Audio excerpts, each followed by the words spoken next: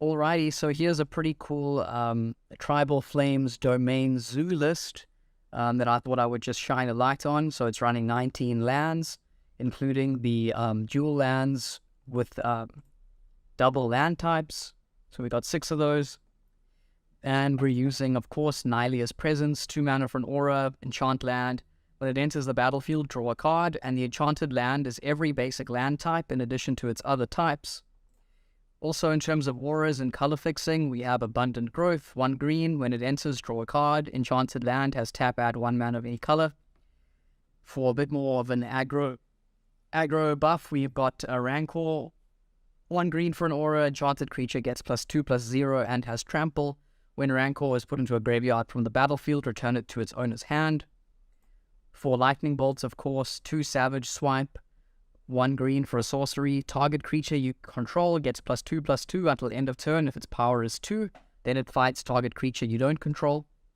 And of course, our main domain payoff, Tribal Flames, 2 mana for a sorcery, deals X damage to any target, where X is the number of basic land types among lands you control. We have 2 Burning Tree Emissary, 2 for a 2/2. When it enters, add 1 green and 1 red. We have 2 Aura Knowledge, since we run so many auras, 3 for a 2/2. Creatures with power less than Aura Knowledge's power can't block it, and it gets +1/+1 for each aura on the battlefield. We've got Jewel Thief, 3 for a 3/3, Vigilance Trample. When it enters the battlefield, create a treasure token. A staple of red-green aggro, Curd Ape, 1 red for a 1/1. It gets +1/+2 as long as you control a forest. 3 Core Skyfisher, 2 Mutka Rioters, 3 mana. Its power and toughness are each equal to the number of basic land types among lands you control. 2 Sunbathing Rootwalla, 2 for a 2/2, pay 4. It gets +1/+1 until end of turn for each basic land type among lands you control. Activate only once each turn. And finally, we have 4 Wild Nicuttle, 1 green for a 1/1. It gets +1/+1 as long as you control a mountain, and +1/+1 as long as you control the plains.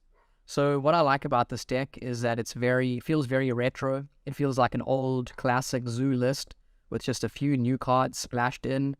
Out of the sideboard, we have Gorilla Shaman, Lone Missionary for burn, Relic of Progenitus for Terra decks and other graveyard decks, and of course this great new charm from Dominaria United, Smash to Dust.